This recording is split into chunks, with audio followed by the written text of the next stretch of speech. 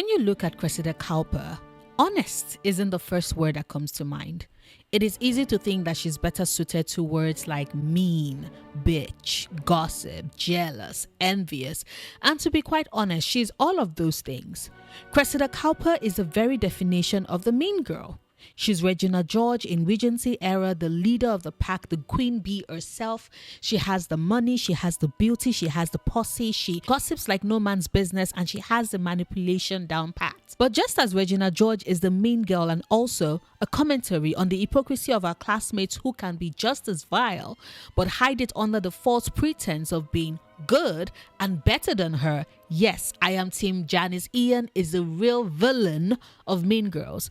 Cressida Cowper is also the mean girl and a social commentary on the hypocrisy of the ton. She and Penelope as Lady Whistledown are two sides of the same coin, and in this video, not only would I be exploring Cressida's honest reactions to the events of the story, but also the role she could possibly play with regards Lady Whistledown in the second half of season 3. When we first meet Cressida, it is at the start of the story. All the marriage-minded misses are about to be presented to the queen, and her mother, Araminta Cowper, is helping her get ready right beside Daphne Bridgerton. However, although we experience the hilarity of the presentation of the Featherington girls, complete with Prudence's fainting debut and Daphne's flawless presentation, we never get a glimpse of Cressida's interaction with the queen. But considering that Daphne is the one labelled as the season's diamond, clearly Cressida didn't really stand out compared to the rest, at least as far as the queen is concerned. And isn't that the honest truth of Bridgerton as a series? If you aren't outlandish in the way you caught attention like the Featheringtons do, because say what you will about Portia Featherington and her daughters, which, just in case you missed it, my last Bridgerton video was focused on Portia. If you haven't seen it yet, then there should be a pop-up you can click on to take you to that video. But as I was saying, say what you will about Portia Featherington and her daughters, they do stand out from the crowd. And the one who seems to blend into the walls and rarely says a word is the most vivacious, vicious, absolutely brilliant one of them all. Can you all tell that I love Penelope Featherington? But back to my initial point. If you aren't outlandish in the way you caught attention like the Featheringtons, or you're not the main star of the story like the Bridgertons, what does that leave you? The nameless members of the ton that we never see or hear about or care about? Because I don't think Bridgerton is going to bring up the Smith-Smythe girls, which is a shame, because have you truly lived if your ears haven't bled at a Smith-Smythe musical? So what is a girl to do in a world that only appreciates if you make the active decision to step out from the herd? Yes, I just made a Lord Debling reference. Gods, I love that man. You do just that. You step out from the herd, and you do so in a way that is wholly your own. If the wallflower position has been taken, as is the comic relief, and the main stars of the show, then you make do with the only role that society has deemed good enough for you. You become a bitch. A honest-to-God one, like Cressida Cowper. In Bridgerton Season 1, Episode 1, whilst on their horseback ride, actually more trot than ride, Daphne tells Anthony, who at this point in the story was being an absolute fucker of a protective ass, that he has no idea what it is like to be a woman, that she has no other value outside of finding a husband. She is and will be considered useless if she's unable to find one. When we therefore keep that statement in mind and examine Cressida's behavior throughout the entire series, it makes a bit of sense. Do I approve of her bullying Penelope and doing everything she can to put herself forward at the expense and detriment of Pen and the other women at the ton? No, I don't. But do I understand the why of it? Yes, I do. The world of Bridgerton is one that is cruel to women, that would rather see them compete, because every year that they sit unmarried on the marriage mart is a stain on them, their value, what they've been raised for, what they've been raised to do. And with the men, marriageable titled men, being in such short supply, their world has turned the whole shebang into a competition. Like Cressida tells Eloise at the start of the newest season, their society is one that pits women against each other, constantly fighting and struggling so they can be seen as the ultimate one, the favored one, the fortunate one, the ones who are noticed and picked for the hollowed halls of holy matrimony. Girls like Eloise Bridgerton, who doesn't even want to get married, and Penelope Featherington, who, although she does want to get married, isn't being put under such blinding pressure to do so, are the exceptions, not the rule. Cressida is the honest representation of what it means to be a young girl striving and fighting for the one thing that society has deemed is all she's worthy of and what she is valuable for. And as far as Cressida is concerned, she's put in the work and done everything right and is still found wanting in a way, with the value of who she is as a woman being questioned. Her jealousy-driven actions and reactions to Penelope, and they are motivated by jealousy, is as a result of that. Her jealousy is rooted in the belief that as a pretty, slender, wealthy young woman, she should have her pick of attention. She's done all that is expected of her, and yet here is Penelope Featherington, who is fat and plain to her. And yet, why does she get the attention of the two Bridgertons that Cressida wants to pay attention to her? Colin and Eloise. What does Penelope have that she doesn't? And what does that say about Cressida and her value? This is her third year on the marriage market, and she's still unwed, and her father has resorted to financially abusing her and her mother, cutting the allowance he gives them by half, with the expectation that that would mount suitable pressure on Cressida Cowper, who would in turn pressure Cressida to find herself a husband. Like, that is something Cressida has even a modicum of control over. She's not the one who decides who marries her. Theirs isn't a society where she can force a man to choose her. The men hold all the power in the patriarchal society that is Bridgerton, and they make it seem like the women are in control. Cressida reveals the falsity of that positioning. If she could control things, if she was the one in charge, if she was the one making the true decisions of her life, if she was offered any semblance of power over her life, she wouldn't choose to be unmarried. She would have made her choice of a husband ages ago.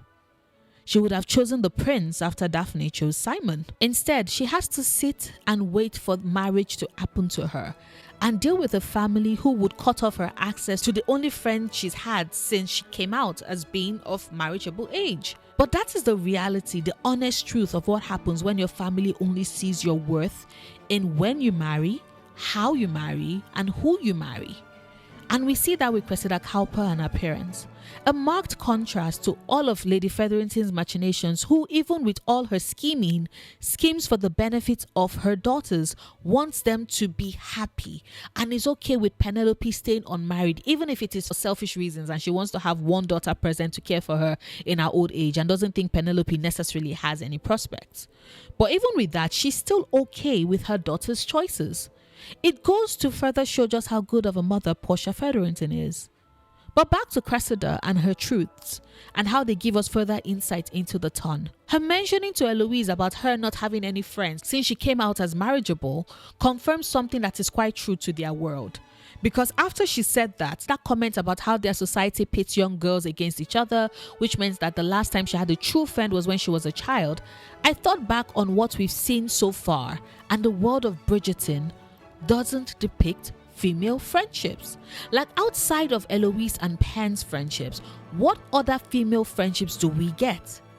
It feels like these women can only be friends with their siblings, like the Bridgerton girls, or they merely exist floating in each other's orbit, friendly but not really friends in the true sense of the word.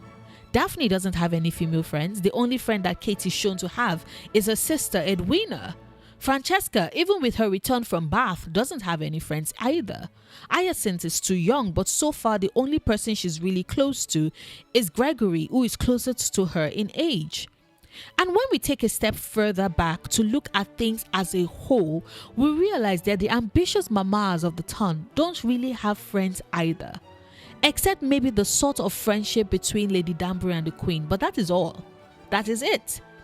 Whilst the men of the ton, who are not actively competing with each other to gain a wife because they are the prize of their society, the women have to be more cutthroat in their desire to nab themselves a husband, which then means that the girls that are around them are not possible friends but all rivals who are competing with them for the attention of the men of the ton. It is a sad world, and one that further shows just how stacked the world is against women, especially women like Cressida. And she's honest with admitting that. Just as she's honest enough to admit that yes, she has been cruel.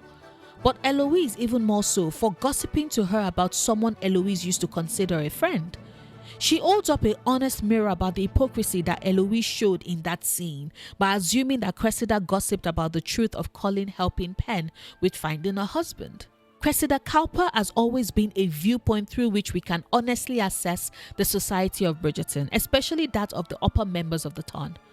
Through our interactions, we learn the truths of her world, and I do think that it is when she learns to not only tell us these truths, but be true to herself that she would finally find her match. And that is why I do think that the show might match her with Lord Debling. Now, we know that Bridgerton needs to retain the OG pairings of the books so as to stay true to the story and the world that they are adapting. But I'm pretty sure the terms of their contract allows them to make changes to lesser characters. For example, Philippa Featherington, who marries Nigel Berbrook in the books, not Albion Finch like in the show. And before non-book readers are like, how on earth would Portia allow her daughter marry such an odious man like Nigel? It isn't the rapey piece of shit we get in the show. That is a show adaptation. Nigel Berbrook in the books is merely persistent and not very bright, and his cluelessness and lack of social graces is a perfect fit for Philippa in the books. Albion Finch, however, is absolutely perfect for show Philippa, and I love them together and their weird mutual love for cheese. Prudence Featherington as well also gets quite the change in her husband, as in the books she marries Robert Oxley, but in the show her husband is Harry Dankworth. So clearly the show writers do not mind messing with the pairings of secondary characters so long as they are a good and balanced fit. And I believe Cressida would be a great fit for Lord Debling. Like Penelope, she too sees marriage as an escape, and honestly I really do love how there are such similarities between them both. It just makes me pissed that society has set Cressida up to only see Penelope as a threat, because they do have so much in common and would have been great friends, unless that is the point, that they are two alike and so wouldn't have been able to get along well enough to become great friends. But anyway, as I was saying, Cressida, like Penelope, wants to escape from her parents and gain her freedom. But unlike Penelope, who wants to and gets married for love, Cressida isn't really as picky, which means that Lord Debling is an excellent match for her. She would get to leave her father's house, lord over her own house, maintain the level of wealth to which she's accustomed. It suits her perfectly well. And when it is revealed that Lord Debling just wants a partner who is honest to themselves, and she realizes that truly this is a man who wouldn't judge her, and they retain and resume the connection that was starting to grow at the hot hair balloon exhibition, I believe marriage to Lord Debling is actually pretty viable for her. But then the question becomes, what happens when the Lady Whistledown mystery steps into place? And this is where we enter spoiler territory from the book Romancing Mr. Bridgerton, which is the Pauline novel. So if you haven't read it yet and don't want to be spoiled, then thank you for having come so far. Be sure to hit the like button before you go, and subscribe if you aren't yet. You can come back to this part of the video after Bridgerton season 3B airs. Bye.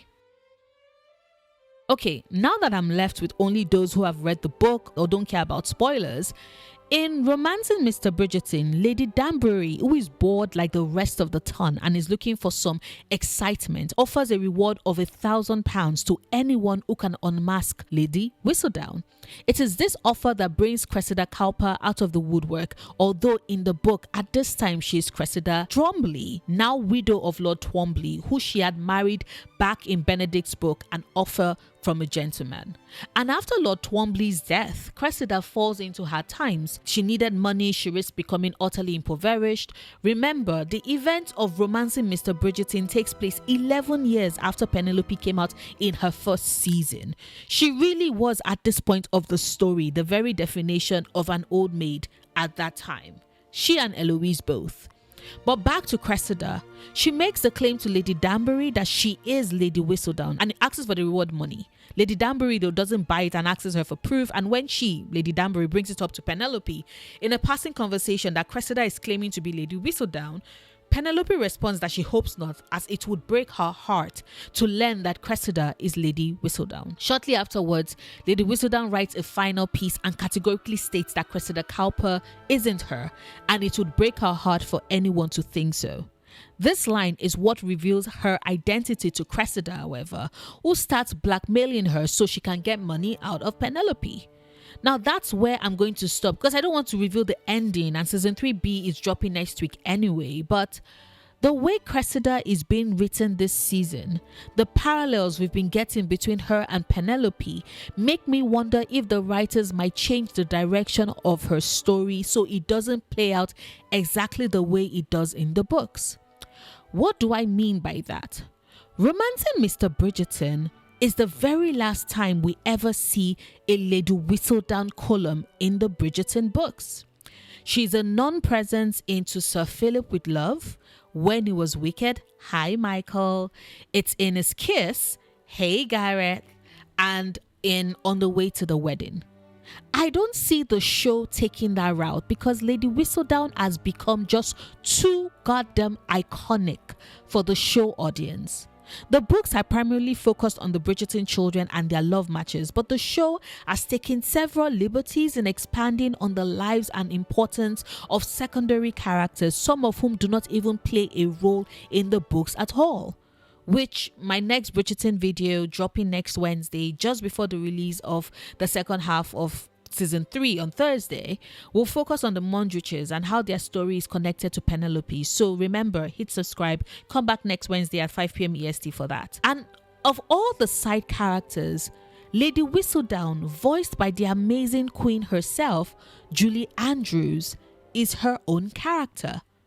Even though she's the thoughts of Penelope, she's still one of the most iconic characters of the show.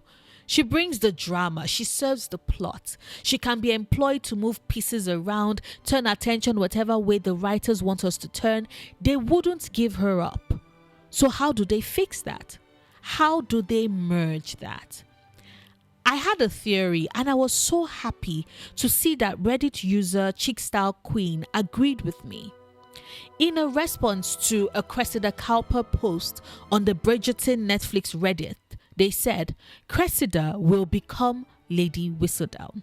Speculation only. I know she's going to try to uncover Lady Whistledown for the reward, but what if they are trying to redeem her character enough so that Penelope will pass the pen to her so that she can gain independence from her terrible family just like Penelope has? I was screaming, yeah, so loud to that post because that was my exact thought. Actually, not exact, because there are some differences between what they think would happen and what I think would happen. For example, I do agree that Cressida Cowper will become Lady Whistledown.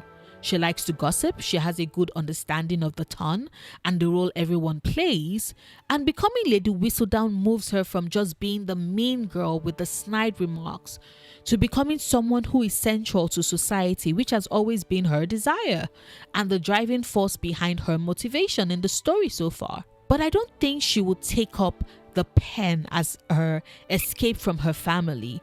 I think the writers would have her marry Lord Debling, and they would both have their desires. His to have a wife and partner who he can trust and come home to after months of expedition spent in unreachable places, and hers to have a husband and a home and be out of reach of her parents. She would also have time, and with Lord Debling's vast fortune and positioning at Mayfair, she will be invited to all the events and shindigs, giving her access to everything that is happening and foiling her gossip and writing. He would have his adventures, she would have Lady Whistledown, and neither of them would be bored. But the next question to ask then would be how this would even be possible, because there is absolutely no way Penelope would give up Lady Whistledown, right? In the book, she does. She gives it up for Colin Bridgerton, and she turns to writing fictional stories with happy endings whilst also being an editor. Lady Whistledown had served her purpose in her life. Penelope has her independence, had created a way to earn her own money and was ready to actually live her life rather than continue to observe others living theirs. She was done. But like I said earlier, the show can't have her be done. So how do they do both? They retain Lady Whistledown by having Penelope hand over the mantle and the business to Cressida. And hell, if they want to take it further, the revenue can be split 3 ways. A percentage to Madame Delacroix, whose business is acting as a funnel to get the columns out, a percentage to Cressida, who is now doing the writing, and a percentage to Penelope, who originated the whole thing. Of the 3 women, only Madame Delacroix really needs the money, to be honest. But at the same time, these 3 women will be able to be in control of their own finances, and Cressida and Penelope will not have to be wholly dependent on their husband's money, which is always a big plus for me. But then there is the much bigger question. Penelope cannot stand Cressida Cowper. The latter has been nothing but a bully to her since we see them first interact in the show.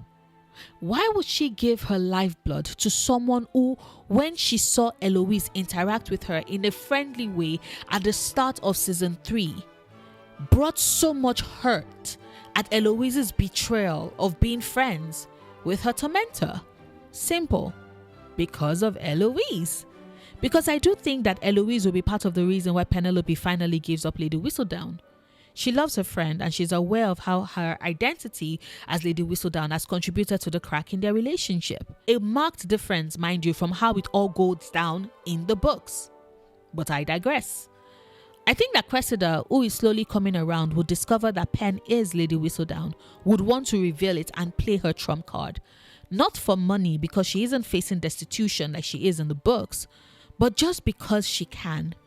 Because Cressida would be angry, furious that Penelope Featherington, who she has bullied and mocked, has had such social currency for so long, has pulled the wool over their collective eyes and has gotten away with it. She would respond with a vindictive rage. Eloise would try and get her to calm down, thus revealing that she's always known. Maybe point out that Penelope is not that much different from Cressida, especially with how they are both trying to navigate society and the gossip that they both enjoy partaking in. This stops the Penelope Featherington is Lady Whistledown reveal to the ton. Cressida might then become the catalyst to help Eloise and Pen reconcile and become friends again. And with Penelope deciding that she's done with being Lady Whistledown and acknowledging that it's helped her grow and take up more space in the world, she might offer Cressida Lady Whistledown, asking her to take on the mantle as a sort of thanks for helping her make up with Eloise. And that is how Cressida Cowper, although I do believe at that point she's most likely Cressida Debling, will take over Lady Whistledown and continue in Penelope Featherington's established role as the voice of truth and the face of gossip amongst the ton. Of course, all of this is just me speculating out of my fucking ass. The writers might not even consider any of the things I've just said, and Bridgerton season 3B might be something utterly different. But speculations are fun, aren't they?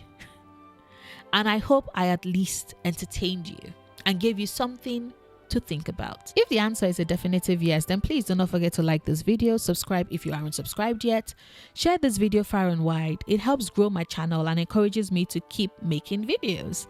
And speaking of encouragements, a huge shout out to my Patreons. Thank you all so much for the support. You all keep me going. And if any of you watching would like to support me on Patreon as well, the link is in the description bar. On to my next video, which for those who are interested in the readathon that I created and would be hosting, would be my first recommendation video that is dropping this Friday. Remember, obsessing over the things you love, perfectly valid coping mechanism.